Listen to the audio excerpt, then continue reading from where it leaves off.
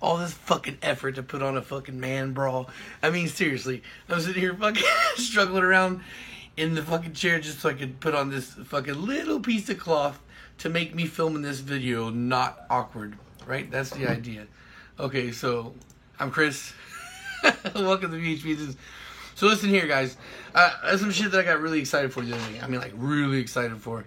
Because, I get, like, fucking childishly excited about new engine combinations. I like to always go back to things I thought were done, that I was like, I've already figured out everything I could do. And then finding some new shit for it, you know? So, one of the things that we've talked about, and I put, like, nails in coffin multiple times before, is the single cam, right? The stock build. But, of course, I like to always, there's always things to revisit. Sometimes if something new comes out or something new comes to my attention, like, hey, we can make this a viable build now. Everybody is, for a long time, I think I had a year where people just obsessed over asking me about NA single cams. And my answer was always, it's not worth the money. Because people are expecting to make 200 horsepower on an NA single cam. It's just extremely rare and extremely expensive to do. You talk about all kinds of compression and race fuel and all that good stuff, or it generally winds up being an expensive job. We're talking about the same price that you would get to maybe break 200 horsepower NA. You could have just slapped a fucking cheap eBay turbo kit on there and made the same exact thing for half the cost, or maybe even a third of the cost, depending on how serious you are about buying branded parts or whatnot. So anyway, the reason why I'm talking about this, the reason why I got excited, is because Jesse reposted Russell's post. The machinist out in Los Angeles that took some Nippon racing pistons, some single cam Nippon racing pistons, and custom cut and machined the valve release on the pistons, and so I'm like, for a stage 1 cam, higher compression. So I was like, kind of curious. I was like, what's going on here? Those kind of look like that's been cut after the fact. So, what's going on with that? So then I started asking questions, and then I started being nosy and poking around. And then I ran into Russell, who I actually talked to a long time ago before, and now talking to again. And apparently it's something that they've already done in the past, and they're revisiting. What he's doing is he took the PG6 pistons, and they regrind the stock cam to make a stage 1 cam out of it. Now, I don't know the details of the build yet. Like, I did talk to him a couple of days ago, and he said he's gonna hit me back up with the more specifics of the horsepower numbers from their last builds or whatnot. But it didn't happen yet, and I don't like being a nag, so I was gonna talk about it before he even answered me in a DM. So I'm gonna talk about it now. This is something that we can look forward to. I'm looking forward to. I want to know more about this. I guess when enough time goes by, I will hit him up again and try to find out the details, and I'll see if I can get in on this. If I can get on the parts, I'll order a set of pistons through him and Jesse, and get the cam work done and throw it in a single cam. I got a single cam sitting right here. I got an entire swap for a single cam, and single cam swaps are much easier to do. And we're talking about an NA setup, so I'm pretty sure I could find somebody I could do this for that wouldn't be a big deal, because single cams are much easier to deal with. So if I wouldn't put it in a car, I could build it for somebody that could put it in a car, and then we could see what we can make out of it. And that would be something that would revitalize the single cam market for me. Like, it would give me a reason to build single cams again.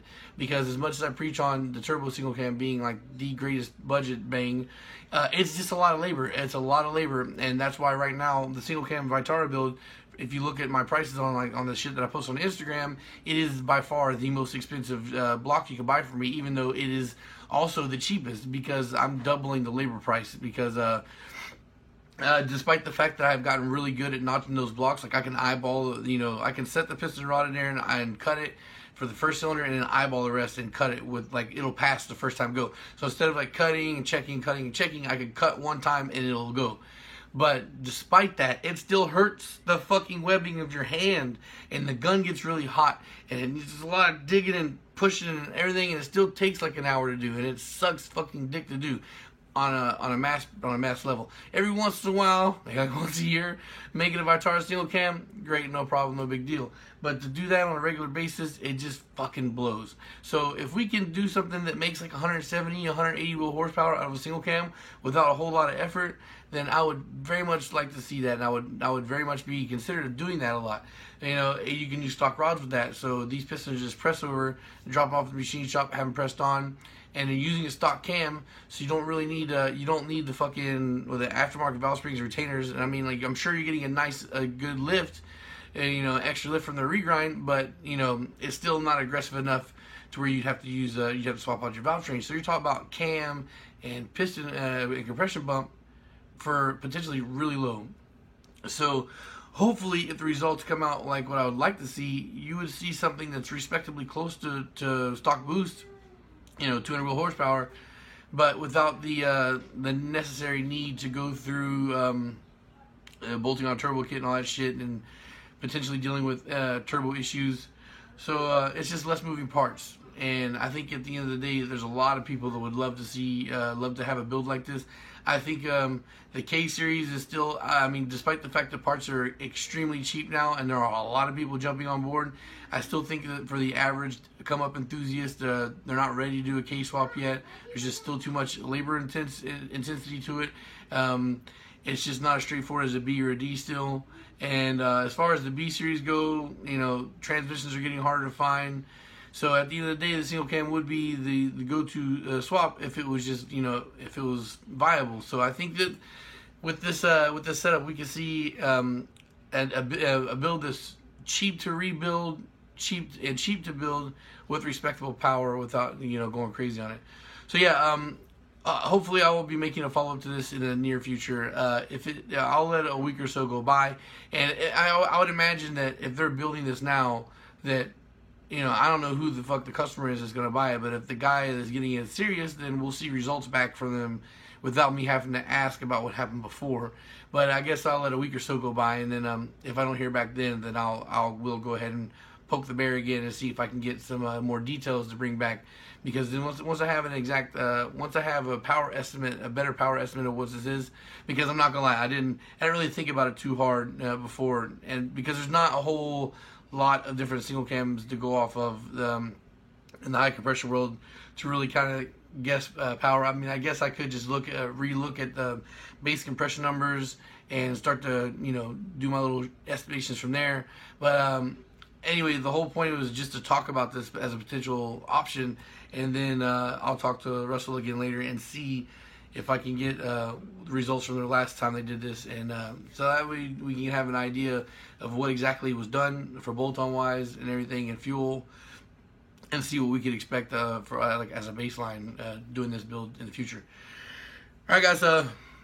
Like I said, I was really excited about this the other day. I was really excited about this, and I really wanted to share. I waited a couple days, and now I'm sharing. So there's that. And I guess I'll probably see you guys in the PM tonight, because I want to do some more shit with the K24. I'm gonna, at the very least, bolt the crank in tonight. What I'll probably want to do is I'll probably want to bolt the crank in and then cleaning up the pistons for ringing and dropping in tomorrow. So this actually might be like a 2-day build. There's not really much to it. Of course, that's the good thing about when you're doing something stock. It's like everything's already, the pistons and rods are already assembled together. I just need to clean them and put the rings on. So yep, there's that. And peace. Thanks for watching.